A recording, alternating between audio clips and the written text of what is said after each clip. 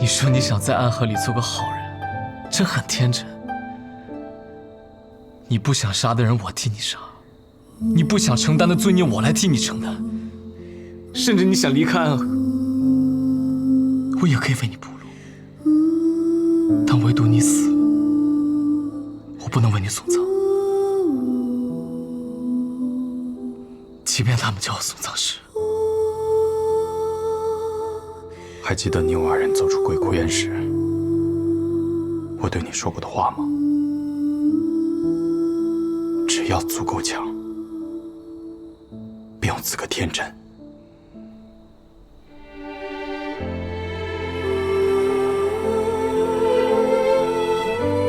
现在的我，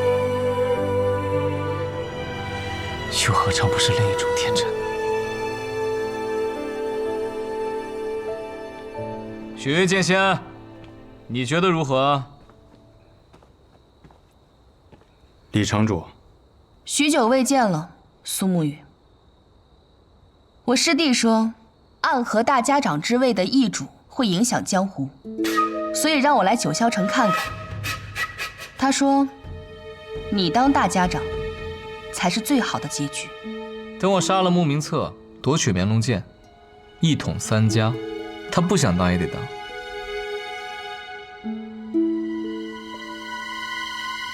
我信你，你虽然很坏，但是言出必行。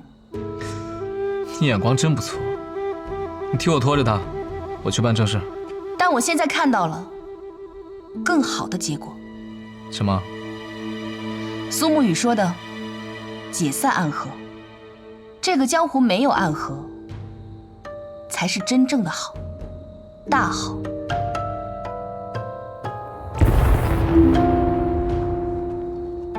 是朱超，长河，你的人动手了？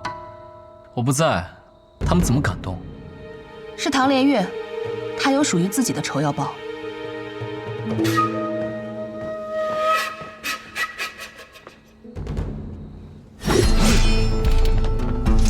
天雷无望，可惜今夜天晴无云，不然引雷而下。大家长，你已经是个死人了。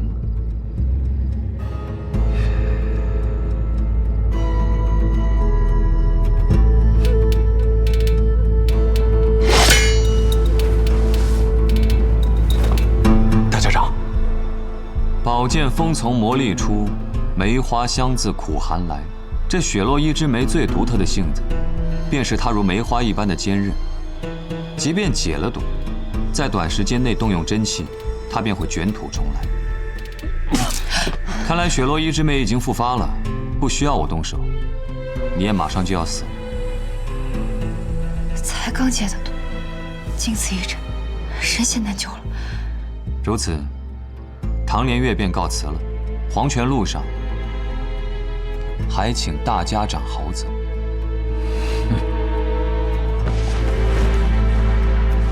大家长，我们需要立刻闭起行阵。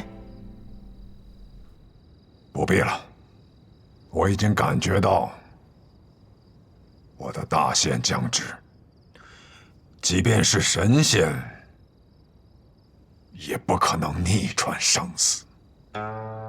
神爷，可还有别的办法？刚解的毒，本不应该妄动真气，便可多活几年。但方才神医也不必自责，我本就罪孽深重，即便是到了地府面见阎罗，他也会觉得我是个无药可救之人吧。大家长，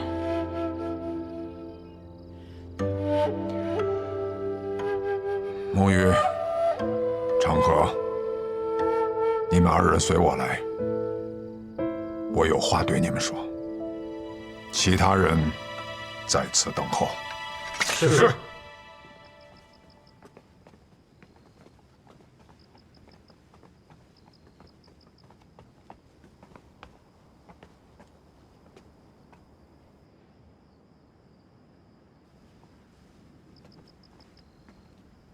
沐雨，我一直认为你之所以不顾一切的保护我，是因为那生死瞳的原因。什么生死瞳？无妨，已经解了。我曾经一直觉得自己是一个被天下所抛弃的人，可是直到那一天，我知道你早已解了生死瞳，我才明白，是我小看你了，也小看了我自己。这些年我常伴大家长左右，我认为大家长是值得守护的人。好，很好。我年轻的时候跟阿可亲如兄弟，就像你和长河一样。后来为了争夺大家长的位置，我失去了很多。阿可也独自一人来到了这朱朝。我原本以为他也抛弃了我，可没想到，到最后还是他舍命救了我。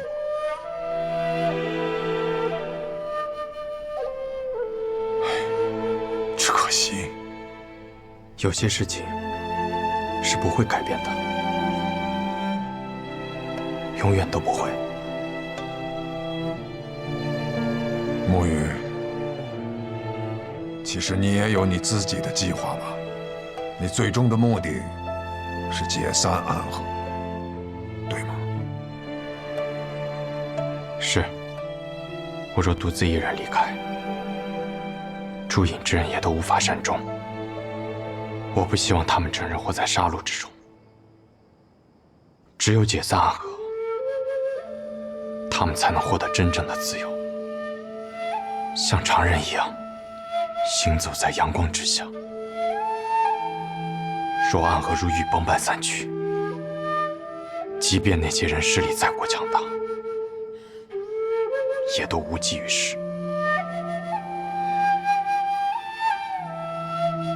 你呢，长河？你是想执掌暗河，改变暗河，对吗？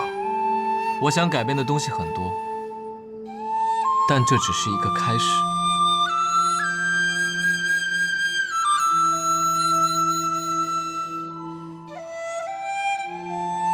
我可以把这柄剑交给你，虽然我更想把它交给沐雨。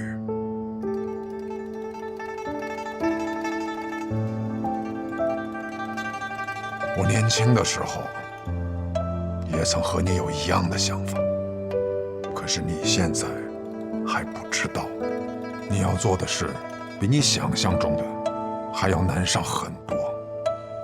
你要打败的人，不仅是苏锦辉，也不仅是我，而是那些比我们要强大、要可怕数倍的对手。我和苏沐雨联手，就还没有输过。区区提魂殿，不足挂齿。提魂殿，那不过是他们设在暗河中的傀儡罢了。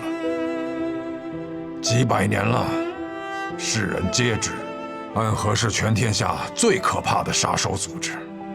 可是暗河的真相，就连暗河当中的刺客都不知道。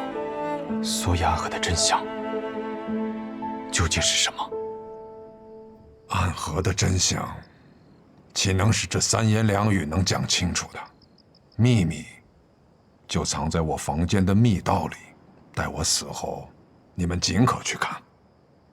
不过不看也无妨，当你手中真正握上这把绵龙剑的时候，他们自然会来找你。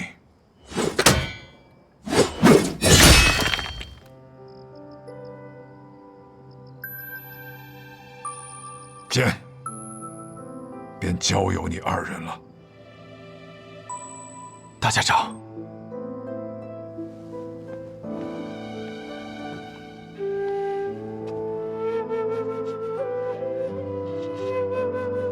沐雨，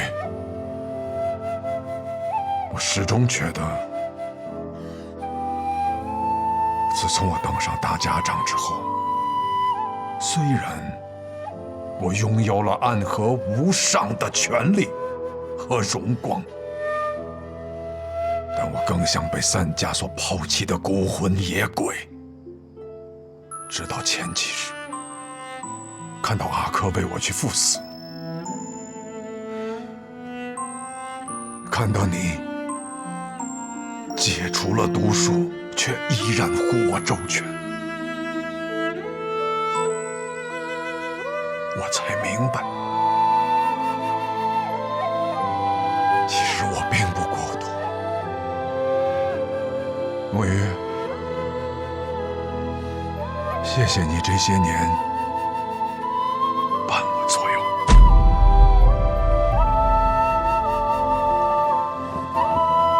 当年若没有大家长，我们兄弟二人走不出鬼窟院。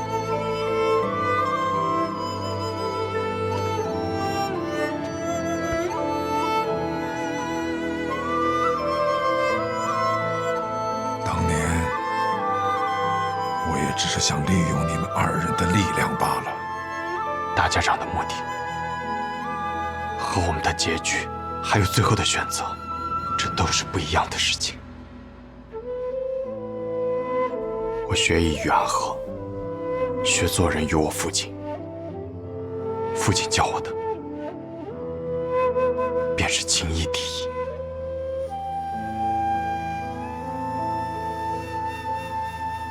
情义。我年轻的时候，也想创立一个不一样的暗河，可是后来却发现，我渐渐变成了和他们一样的人。而你，苏沐雨，你是一个永远不会改变的人。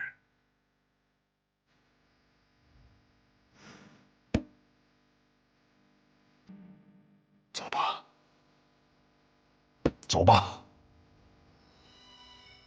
待你们走后，我会燃起一把大火，将我和整间朱巢都一起焚为灰烬。你们不必多言，这是我自己的选择。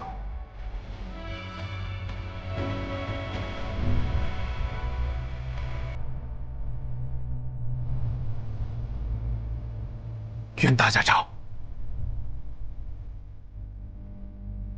可登极乐。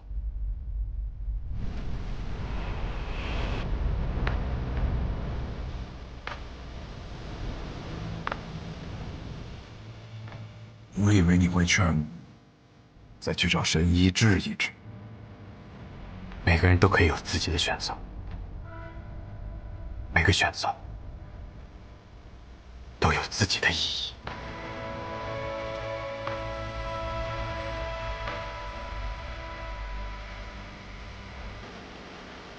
必将跌落地狱，那便希望我们不会再见。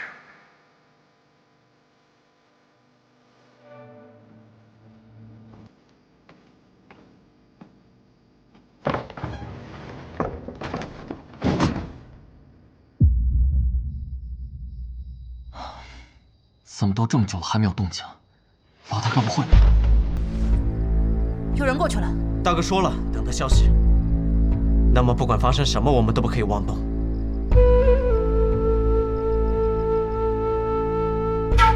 这世上，只有你要拿这柄剑，我会让给你。其实我觉得，你比我更容易获得大家的支持。毕竟朱颖12笑肯为你卖命，而彼岸的众人只会对我拔剑。我们就像说好的那样，你做大家长，我做苏家家主。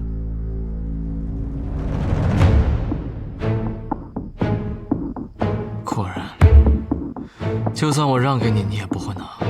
你无时无刻不想离开这个地方，从此和暗河没有半点关系。那你又为何一定要留下来？因为不是每个人都像你一样无欲无求。有的人想做英雄，有的人想做侠客，有的人想家财万贯，有的人想名震天下。暗河其实很强大，们聚在一起的时候，能实现和改变很多东西。我有野心，而他们亦有所求。与其浪迹天涯，不如握紧手中的剑，和那些想要主宰我们命运的人抗争到底。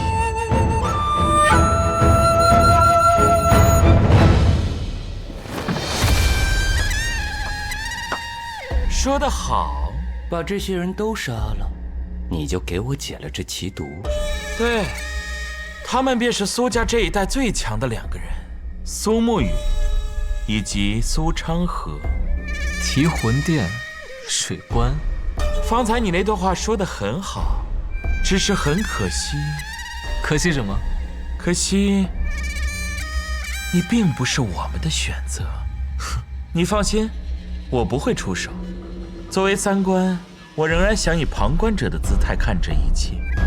虽然你们很强，但仍然不会是穆慈林的对手。昌河说的话很多我都不认同，但方才有一句，绝非虚言。我们2人联手，还从未输过。18剑阵，起！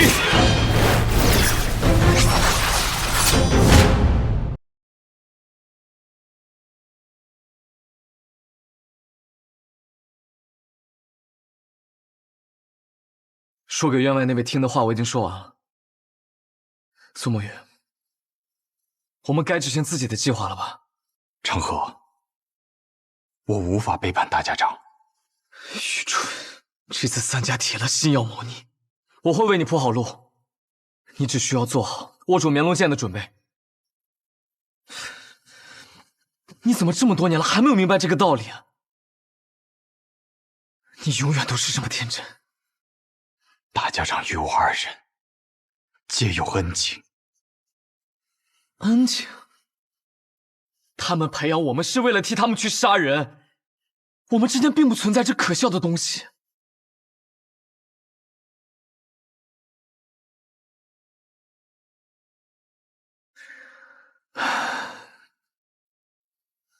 只有你真的把安和当成了自己的家。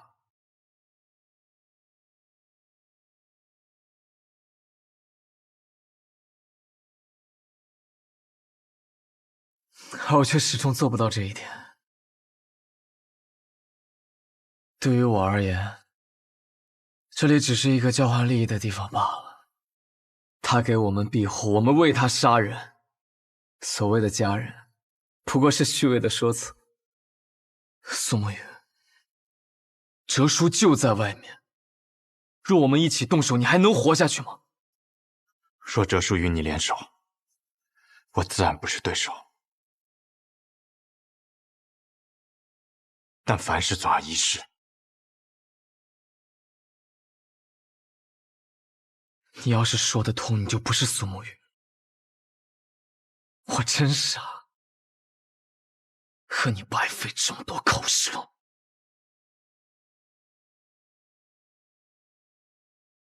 慕白，在里面偷听的可还痛快？你是怎么发现我的？因为那个让你来此候着的消息，就是我给你的。哼，咱们都是同族，就该互通有无。谁跟你是同族？苏长河，你给我等着！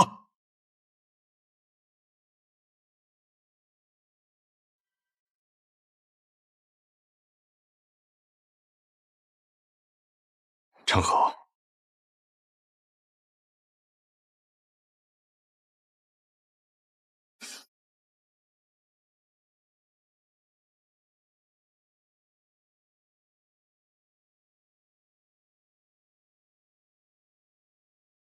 开弓没有回头箭，大家长这次一定会死，我也一定要拿到灭龙剑。所以，好好想一想我们当年的约定吧。苏沐雨，你去做安和的魁，以后成为大家长，统帅3家，而我留在苏家，继承苏家家主之位。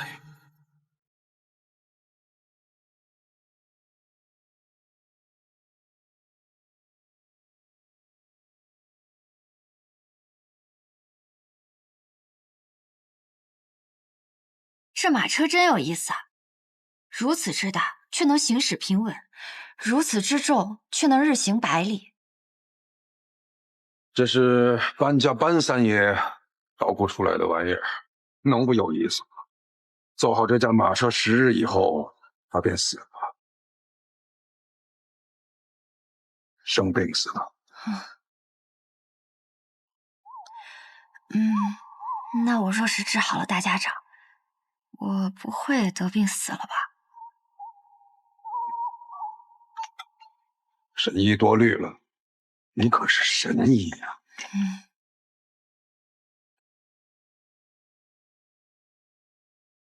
暗河之乱已经开始，不出10日，我们便会得到一个结果，让暗河的水蔓延整个江湖，涌入天启。长河，或许这一次，你我要对彼此真正的拔剑了。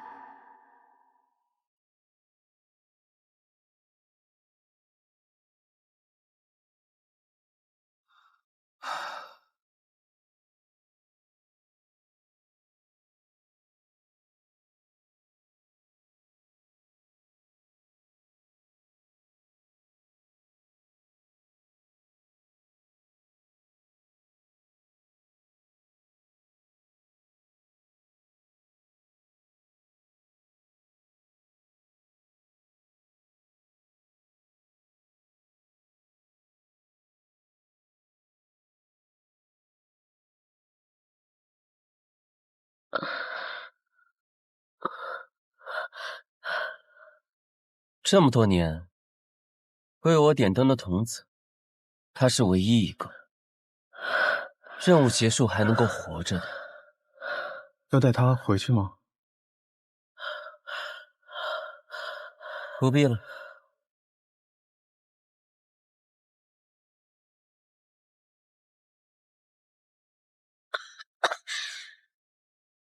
都快死了，17号，欠你一只手，还你一条命，算你赚了。多少暗涌的情绪，不舍的沉醉，漫漫长夜中寻觅，挣扎痛的17号，你怎么会在这里？我偷听到你们的任务点，私逃出来寻你，我来接你回家。那地方也能算是家吗？有家人等候便是家。你弟弟还在那里？如同宿命随波蜿蜒去着，谁能趟过黑暗的河？哪里会有彼岸穷尽一生，唯一点光心尽颜色。辗转悲欢离合，恋恋不舍，思念在夜里醒着，心不由我，情字总无法逃脱。怎么总把自己搞得这么狼狈？反正每次你都会及时出现，我狼狈点儿也没什么问题。鬼哭院的试炼马上要开始了，各家主唤我们回去。这一天终于还是来了。哪里会有彼岸穷尽一生，唯一点光倾尽颜色。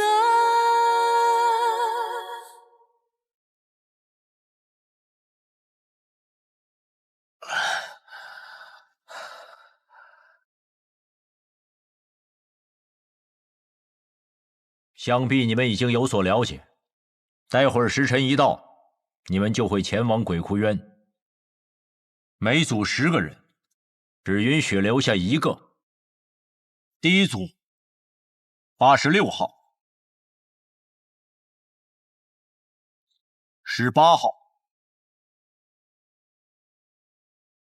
74号、42号、34号、26号、17号。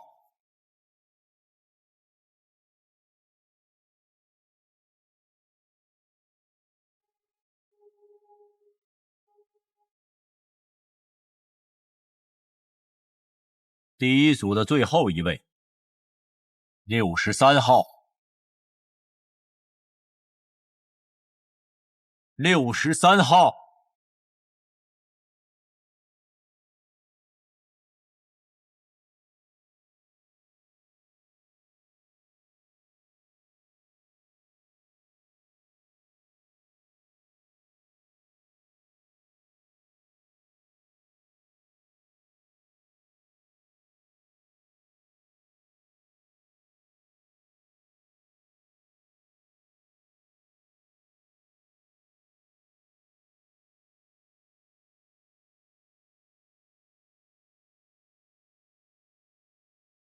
谁惹了穆秋兄啊？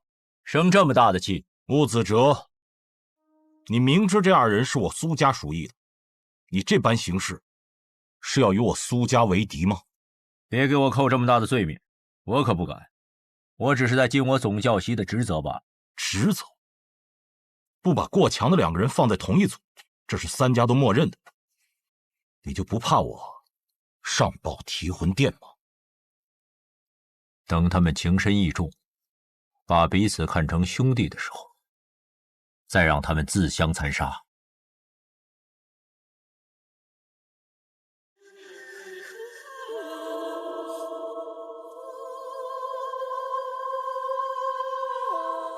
活走在一起，不要走散了。看起来也没有办法与你走散了。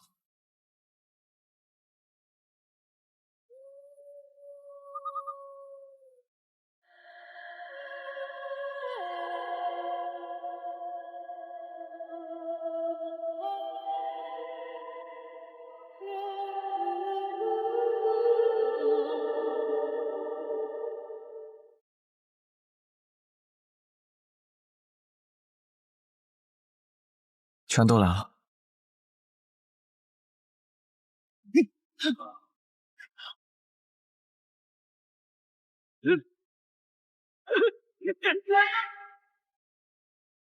谁都知道你们剑术高超，与其1对1跟你们单打独斗，还不如合力把你们都杀了。我们剩下的再斗，还有几分生气。那便来吧。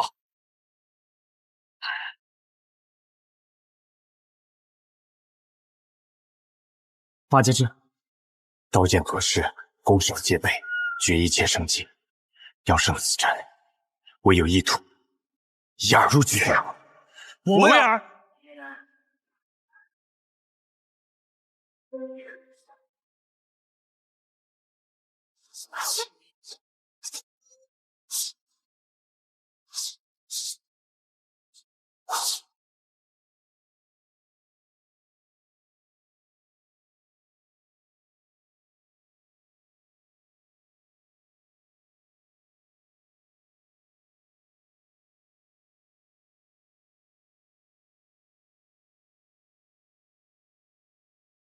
要破8节阵，唯有牺牲1人才能找到突破之口。我们2个同时上，算怎么回事？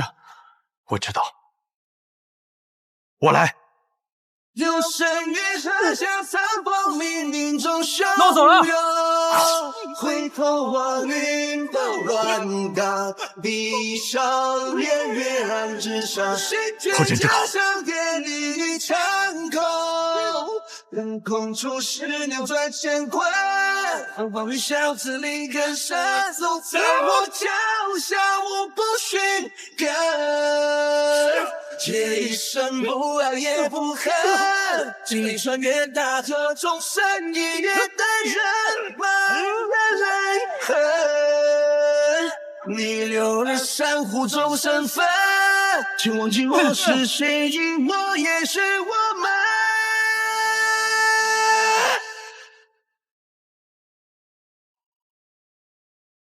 三位生死即将我持群侠，向这里出滔滔。二雷不化东风，行此反风，力剑真高。江州北风，黄陵凌千万顷，一流水沙背负来，让心了几万里。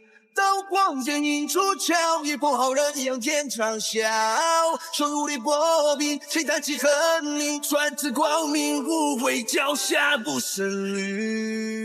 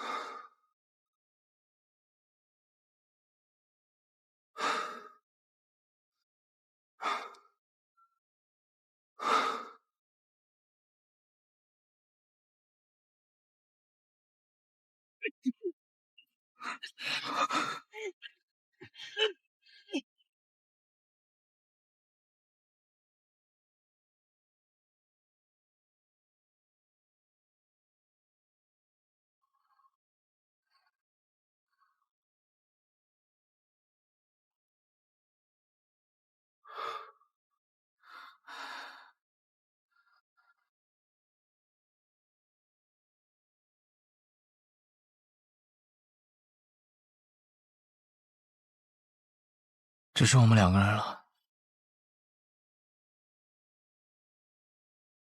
所以，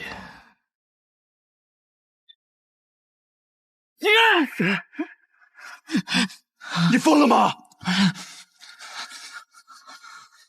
你这疯子，停下来！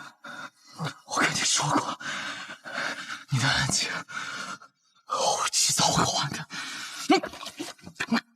我不需要你还。你此前替我做点灯童子的时候已是还了。暗河的规矩，10个人只有1个人能走出鬼窟园，成为3家之人。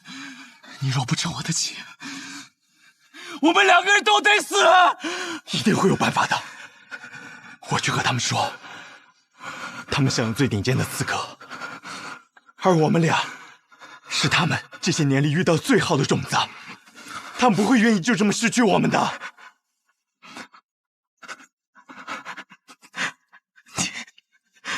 你太天真了。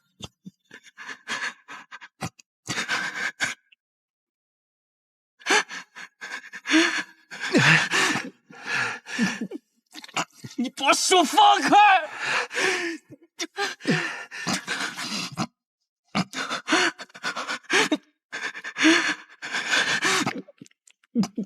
你把手放开！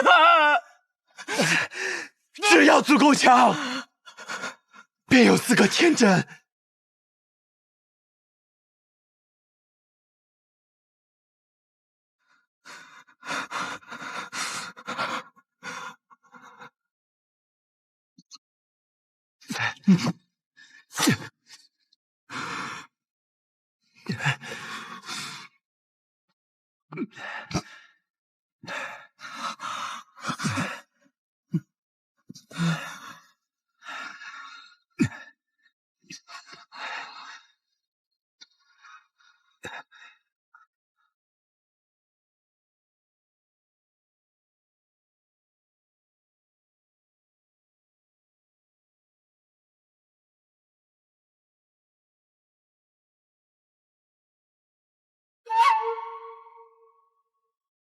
谁醒了？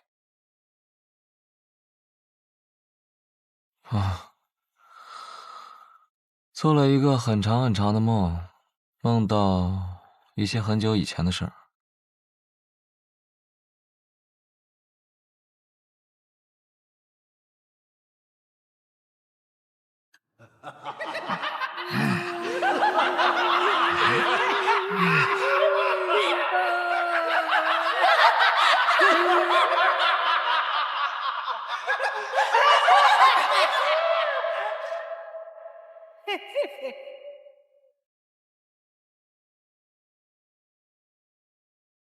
邪魔外道，勿近勿深。我们是邪魔外道，难道你们让我就是人家长大？不过是些魔障，看我一剑斩了你们！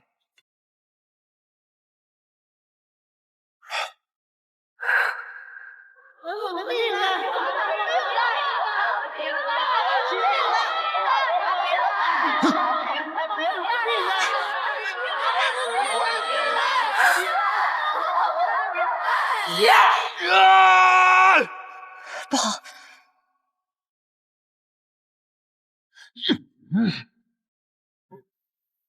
大家长，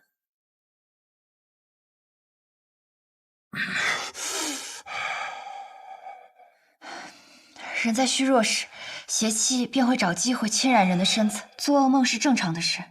大家长不必担心。大家长可还安好？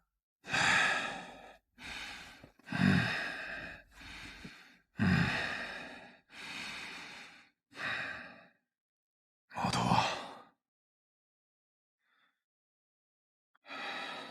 是。神医啊，你此生救过多少人？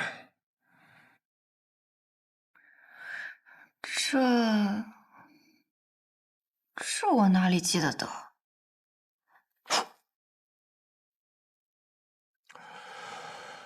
加上唐二老爷，我此生杀过832人，很多人，我甚至不记得他们是谁，但心底里总会有一个声音告诉我，那是我杀过的人。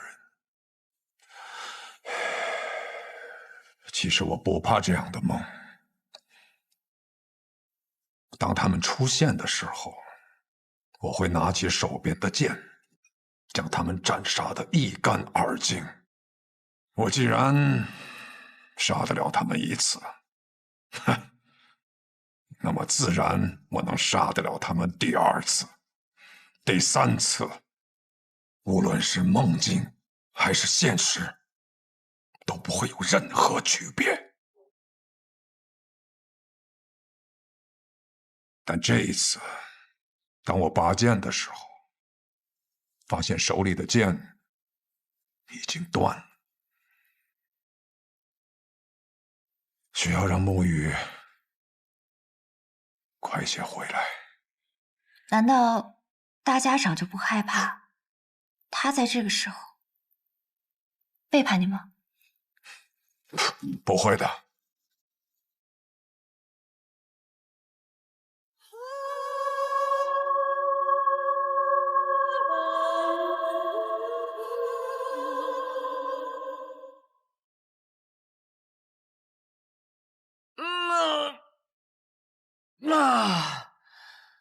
哎呀，坐了许久的马车，累了。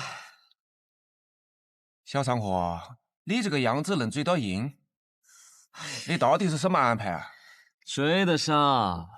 大家长此行北上，无非就是想拖延时间，按照他的手段。老爷子有没有事儿我不确定，但是我们这一批跑腿的，定是要被他清算。所以在我这儿，大家长必须死。然后呢？我对于苏沐雨的安排，应当已经到了，让他见见几个故人，拖延一下他追上大家长的时间。驾！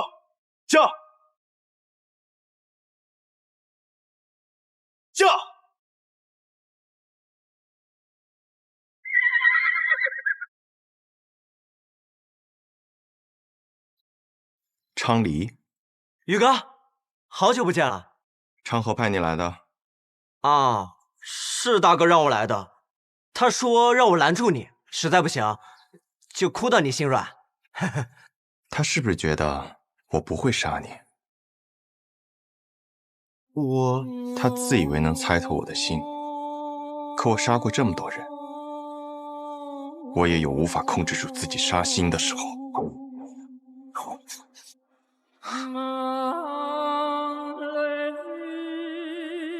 若我想杀你，你早就死了。驾！宇哥。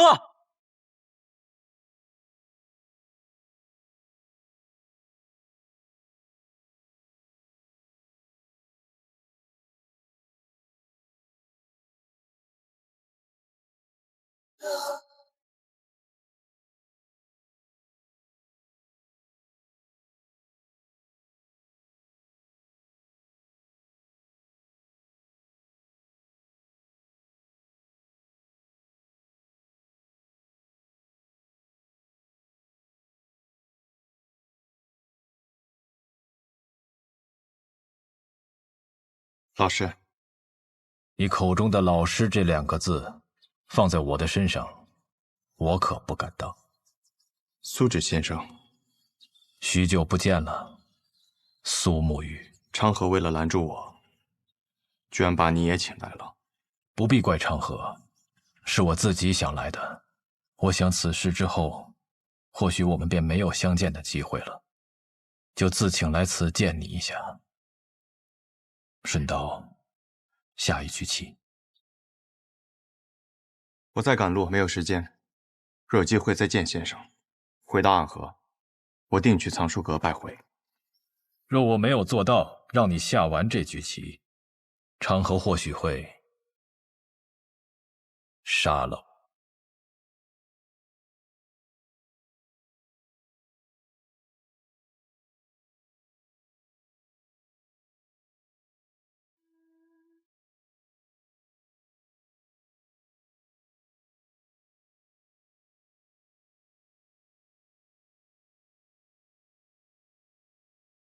先生来此，是想劝我和昌河联手。你们是暗河这100年来最不可思议的搭档，一起联手破过许多危局。这一次，我相信你们一样可以做到。我听昌河说，4年前你们做过一个决定，他当上苏家家主，你当上大家长，成为执掌暗河的新主人。那他有没有说过？我并没有回答他的决定。大家长他值得你这样做吗？这个问题的答案重要吗？沐雨，当你用一个问题来回答另一个问题的时候，就代表你的内心并不坚固。可这问题没有答案，只有选择。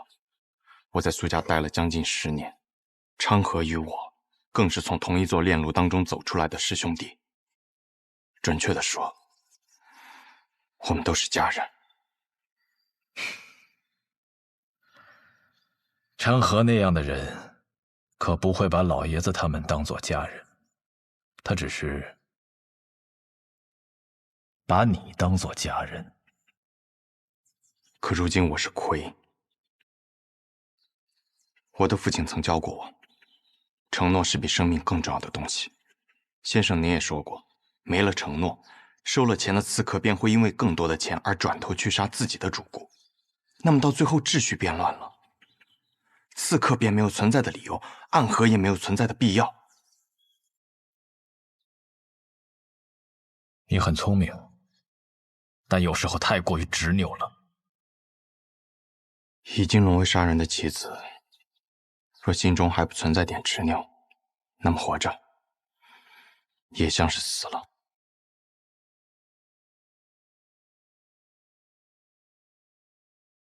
先生，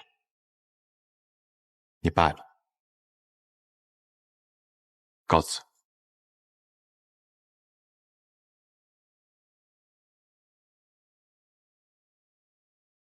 宇哥，你赢不了的。3家家主对大家长这个位置觊觎很久，这个机会他们不可能放过。即便大家长最后把生医好了，他们还是会不惜一切代价把他杀了，这是个必死之局。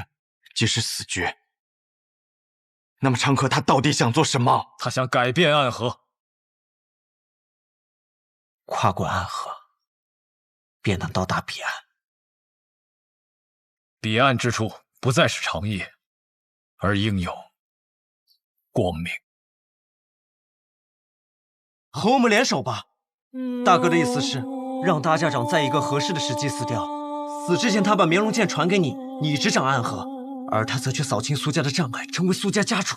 到时候其他2家再有不满，你们便联起手荡平暗河。宇哥，抱歉，我有我的选择。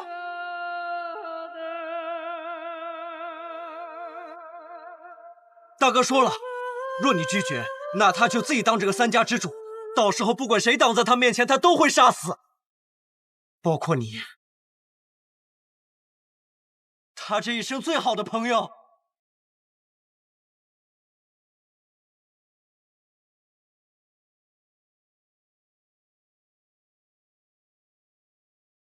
沐雨，道阻且长，行则将之。驾！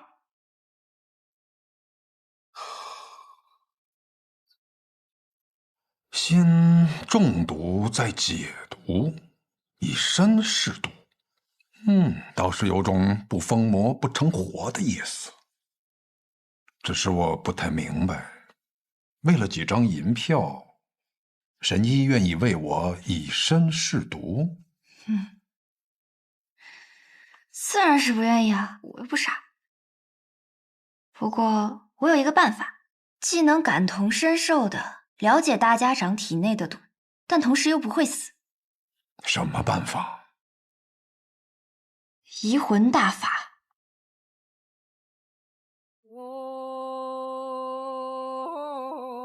药王谷的秘术移魂大法，若是一旦对某人施用此法，就能和他无感共识，他的过往和此刻的想法都无法逃脱施用者的眼睛。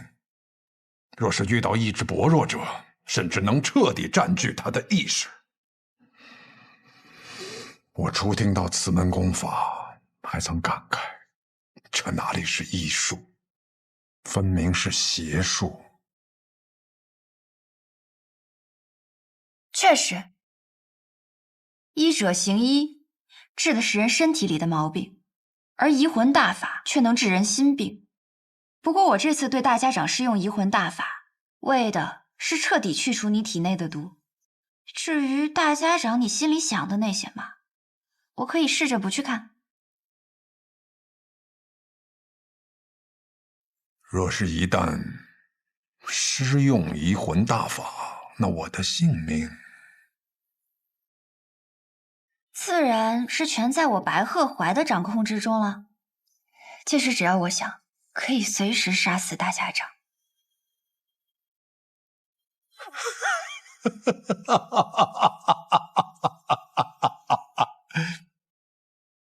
我想试试。大家长能活几日就让他活几日吧，反正我们抓紧时间找机会，先把那小神医给杀了就是。大家长和那个神医有地质社效保护，你那么有信心？哎呀，我派人传了封信，去向了北面那座皇城，里面有一个人出身唐门赫赫有名，是唐二老爷最亲近的弟子。九江琵琶亭内3道暗器震惊天下，是可以与司空长风、百里东君等人齐名的高手。唐灵月，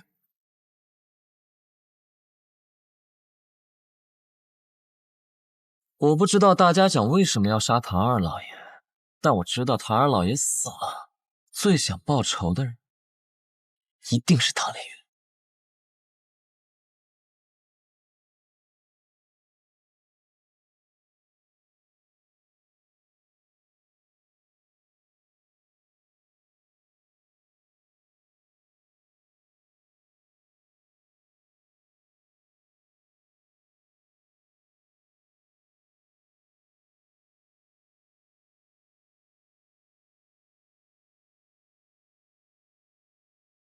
护送大家长离开，快！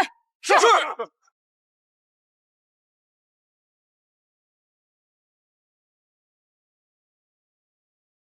难得有片刻喘息，又要赶路逃命了。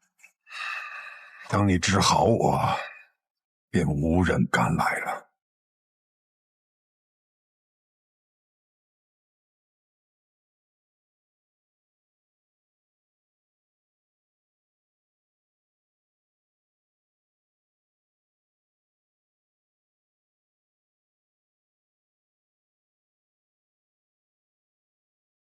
找到你们了，暗河。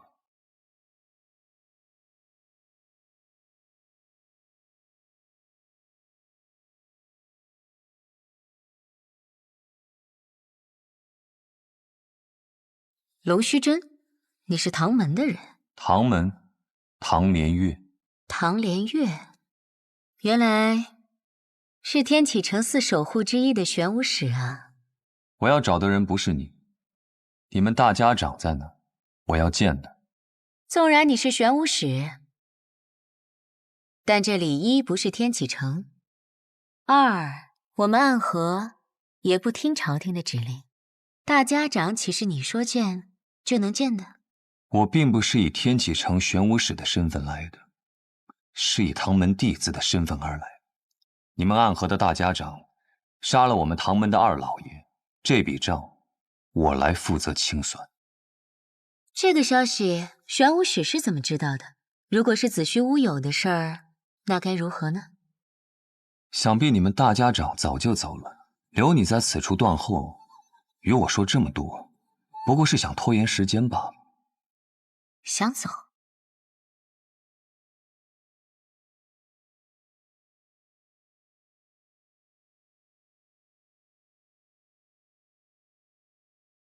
接！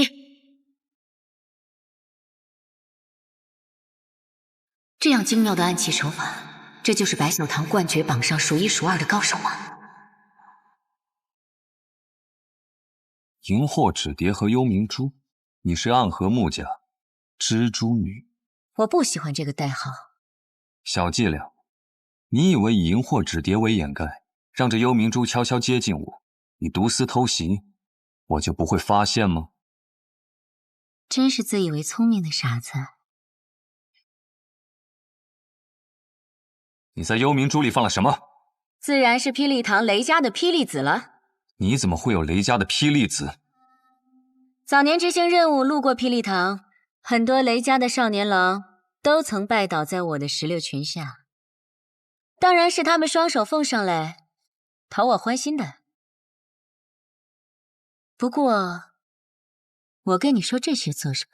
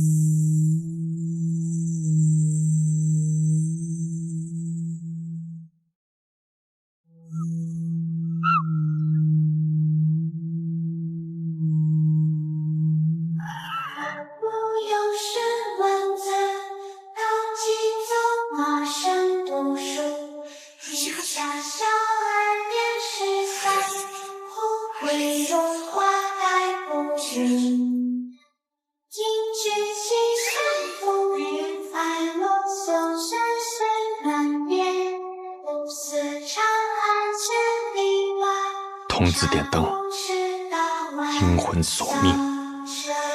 可曾记得昔日也差点做这点灯的童子？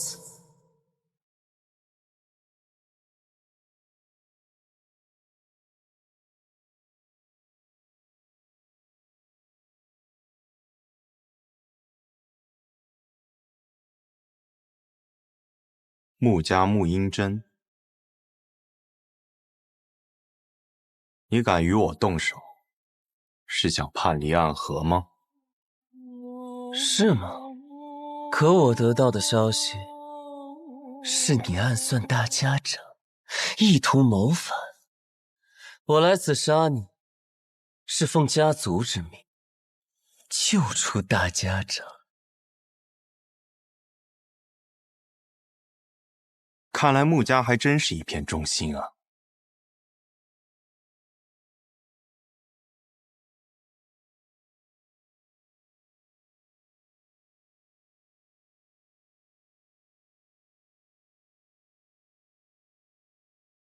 素闻直伞鬼苏沐雨最强的剑法乃是18剑阵。可看你现在这个架势，似乎是觉得我没有资格同时见识你那18柄剑了。你确实没有资格。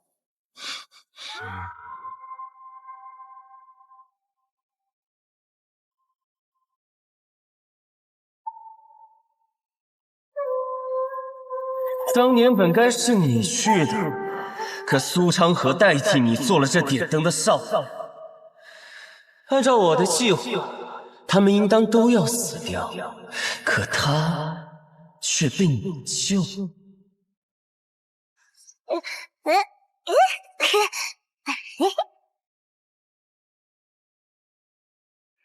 我想我明白为何他要替你。如果当年点灯的人是你，你必死无疑。实在没想到，苏家赫赫有名的纸伞鬼，从尸体遍地的炼炉中爬出来的无名者，如今的朱影首领魁，居然是一个心存善念的人，舍不得对孩子下手。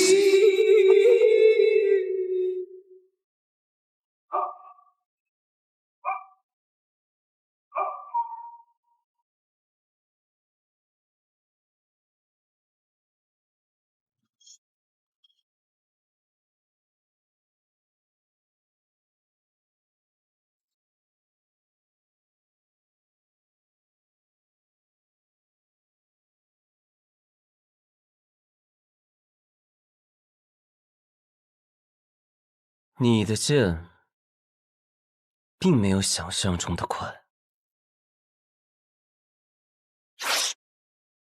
是吗？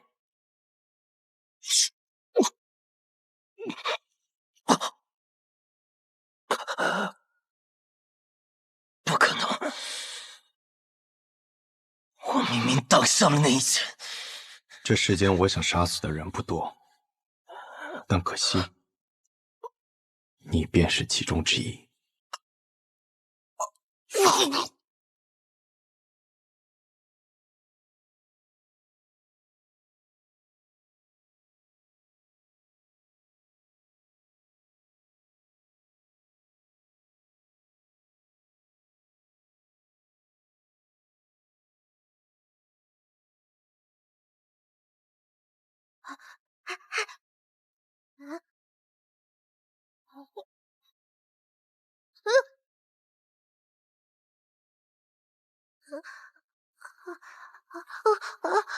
别怕，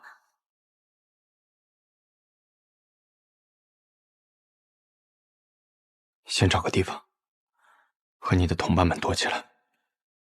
这场纷争怕是要持续很久。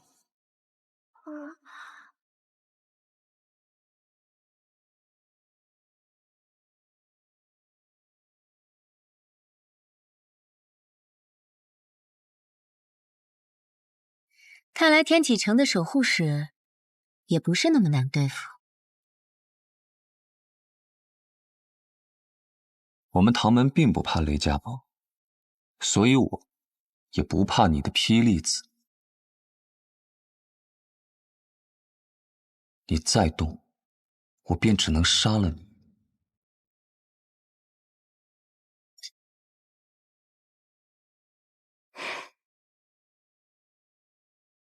听说玄武使的指尖刃上沾过一位王爷的血，怎么现在杀起人来却这般犹犹豫豫的？我不想杀人，即便你是暗河的。哦，我还以为是玄武使怜香惜玉，舍不得动手呢。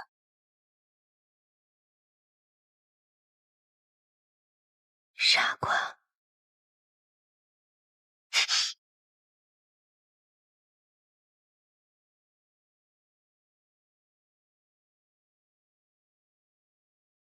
早就听说暗河穆家精通各种鬼术，今日一见，果然如此。九江琵琶亭，唐门唐连月，三道暗器名扬天下。我对玄武使也是静养已久。方才我便不该对你留情，中了你的媚术。媚术？什么媚术？你既知道我在九江琵琶亭内以3道暗器名扬天下，那么你知不知道这3道暗器是哪3道？坊间倒是有传说，3道暗器都是你自创的。至于是哪3道，还未曾听过。不必听过，你马上就要见到。别乱动！再动，我的那些蜘蛛就要将你吐成一个冰人了。再搭上一些幽冥珠，保证你被炸得尸骨无存。那便试试。